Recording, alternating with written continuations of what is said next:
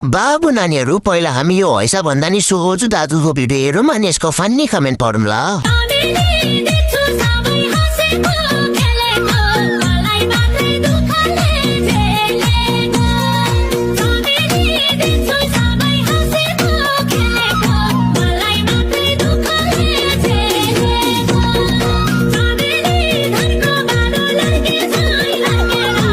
ल सुरु गरौँ।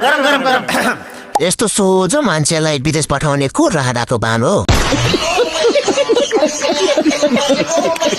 तपाईँ नाचिरहनु भएको छ तर लाज मलाई लागिरहेछ यार। के भयो त तिमी चुप लाग बस है भाइ, तिमीसँग म के बोलिछु र? साथी न सँगी एक्लै रङ्गी चम्गी। अहिलेको जमानामा यतिको सोझो मान्छे देख्न पाउनु त भाग्यको कुरा हो। हम मालूम है तेरे बाप को मत सिखा, चल।